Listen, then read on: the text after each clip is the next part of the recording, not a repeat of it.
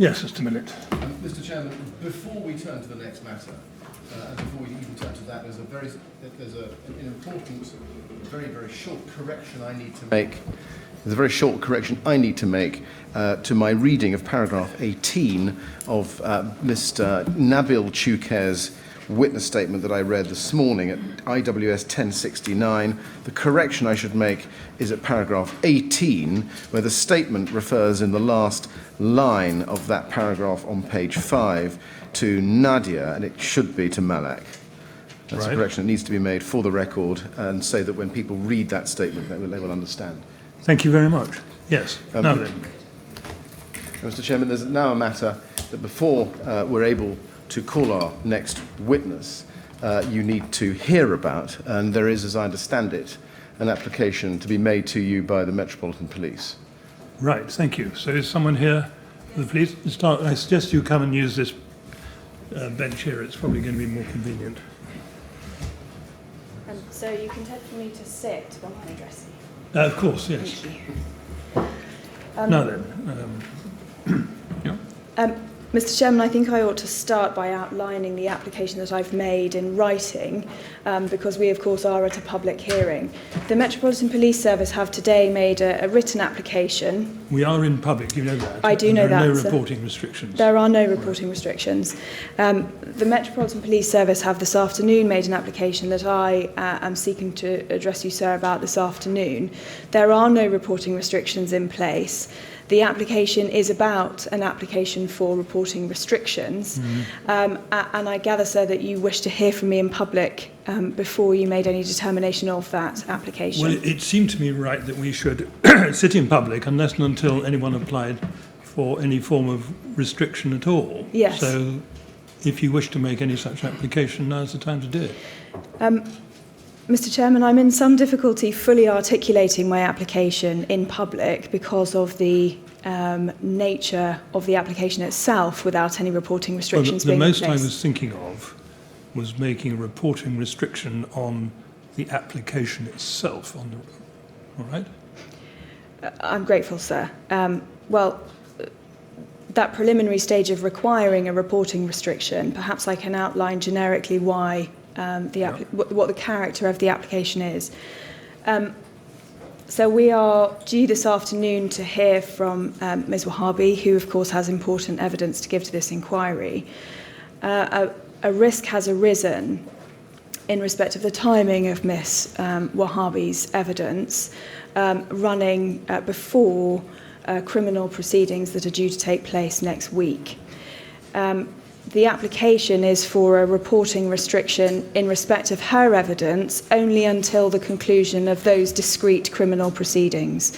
So the totality of the restriction that's proposed is until the 12th of November. Assuming the trial goes ahead as planned, yes. Yeah. Yes. Yeah. So if the reporting restrictions are in place about my, I'm not quite sure where the boundaries lie about what there may be a reporting restriction in place for at this particular juncture. Well, at this juncture, there are no reporting restrictions. No, well, so I'm invited. So you've read the content of my written application. I've seen your application, yes. Yes.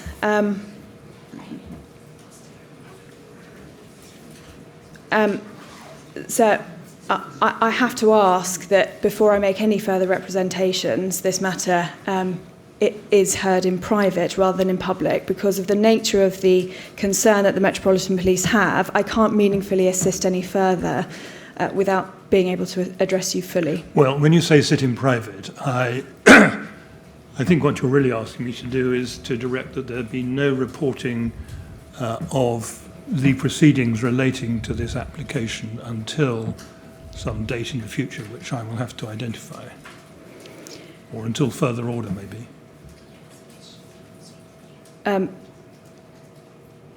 So may I take instructions Yeah, of course. about that? You could have your solicitor sitting somewhere nearer to you for that purpose.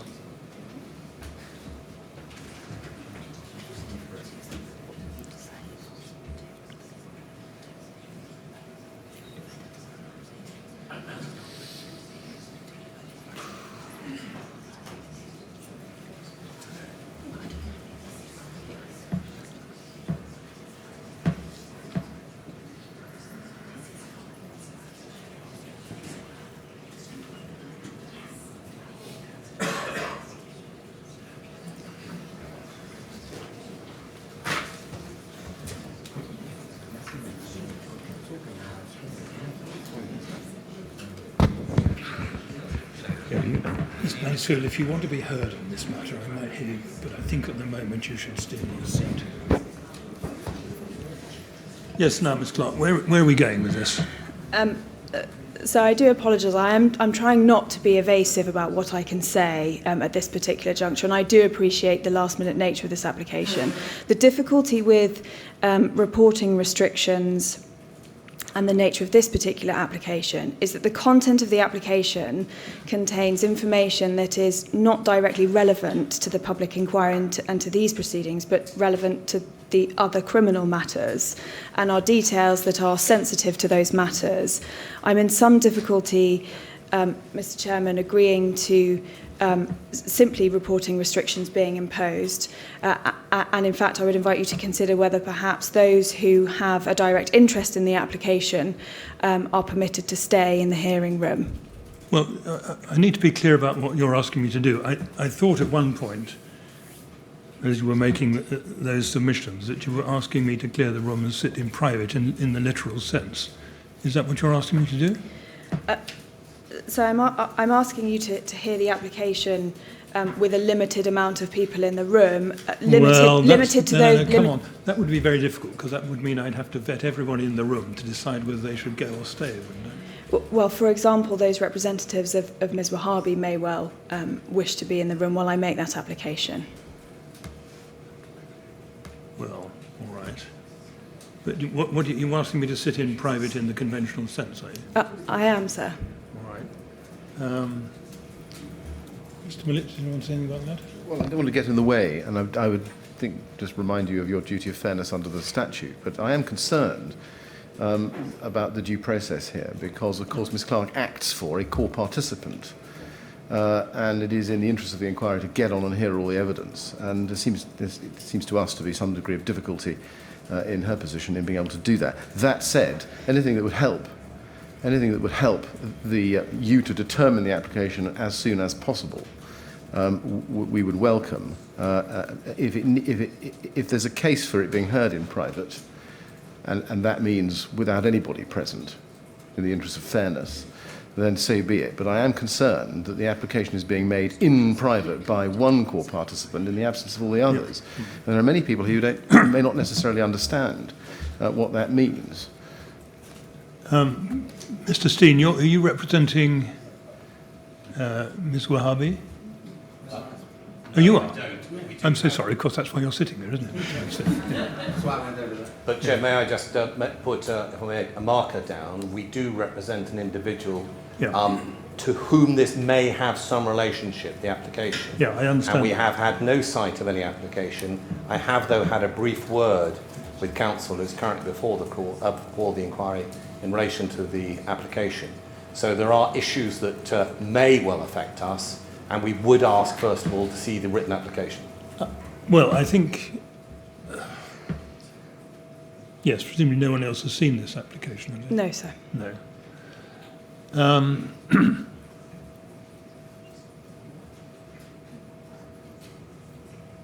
Can copies of the application, well, you've got difficulty showing that too, haven't you? Well, if I'm in less difficulty if the legal representatives of those who represent Ms. Wahhabi wanted to see the application. Well, I don't know. Mr. Mansfield, have you seen any of this yet? No, we haven't. We've had conversations about it, but we don't know exactly what's in it. And I think I would certainly, on behalf of Mr. Harvey, would be happy for there to be a hearing in which we are involved, Mr. Steen is involved, but the public at large are not. Right.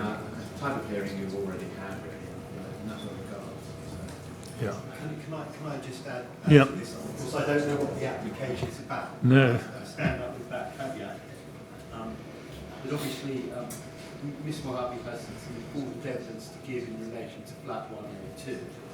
And I do, on behalf of finders, represent Manana Jabari, Aika Jinia, Abara Jinia, and Munib Ram, who are connected to that family via the wife and mother who deceased, Fuzia and others. And on behalf of Hodge Jones and Alison, I represent Amina Chen and Lahid, who's the sister of Abdulaziz. Yeah, all right. Does anybody else want to be heard on the questions as to whether I should hear this application in private? No, very briefly, Yeah. just add that I've had no notice of this at all. I'm picked up from Mr. Steen as we started, but I've had no notice about this at all, about what it's about, and that concerns me. Yeah. But beyond that, I may well be in agreement with what has been said. Right. But it would help if notice was given. What about other core participants? Does anyone... Yes, Mr. Thomas? So I'll make the following observations. What is essentially being asked for is for you to sit in closed session. Yeah. I'm not too sure Learned Friend has properly set out within the boundaries of the public hearing, without revealing if she's got sensitive information on behalf of the core participant that she represents, a proper legal basis for you to sit in closed session. And the fundamental starting point must be that this is a public inquiry. Mm-hmm. And I understand, I don't mean to cause difficulty to the Learned Friend, but that's your starting point. Public inquiry. If there is a proper and legitimate need for there to be a closed session, what normally happens is, firstly, the core participants are given notification of that. All of us, we are given an opportunity to be heard on that. Mm-hmm. Sometimes what happens is, without revealing the sensitive nature of the material, just as a matter of respect, a gist of what the issue may well be without compromising the sensitivity is given to the core participants. So none of that has happened. No, well, for better or worse, I suppose, this is all blown up very much at the last minute. I have seen the basis of the application, and it was for that reason that I jogged Miss Clark's elbow by reminding her that we were currently sitting in public in case she wanted to apply for any other course to be taken. Now, she's applying for some kind of special measure, and for this session, for her application to be heard in closed session. All I'm saying, sir, is there was a process. yeah, well, the fact of the matter may be that the process has to be telescoped for reasons which in due course you'll discover. Does anybody else want to say anything about conducting this application in private? What's passing through my mind, I say this for your benefit, Ms. Clark, is that I should ask everyone to leave the room other than the legal representatives of the BSR core participants. Would that trouble you? So I will need to just turn my back briefly and take instructions.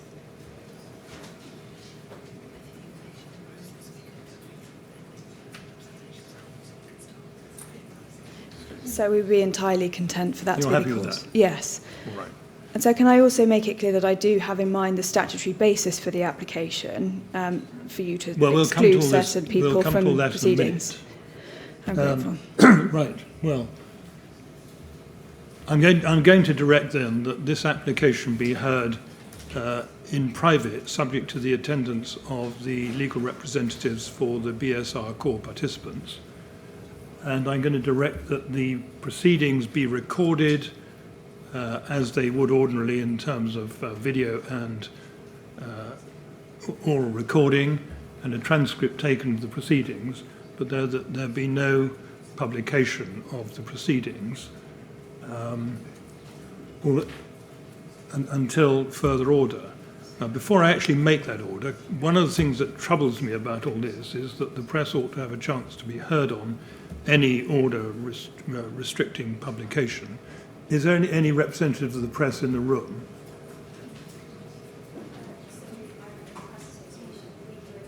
Would you like to come forward, because it's rather hard to hear you without a microphone at that distance?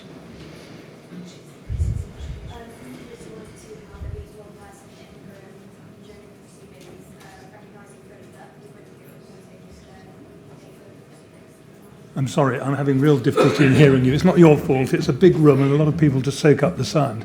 We would request that we have one reporter in the room while proceedings are sitting, But without without reporting. any reporting until restrictions are lifted. Yeah. Well, can you argue with that?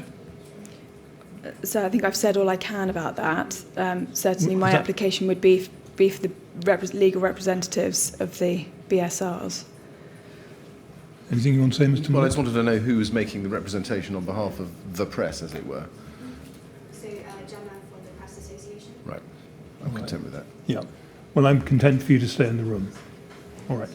Now, could I trouble everyone else then to leave the room? I'm sorry. Chair, I'm going to raise one matter. Oh, yes? Do that, which is this, that Mr. Gomez, who is the individual that we represent and who potentially may be affected by this application, is with us and in the room at the moment.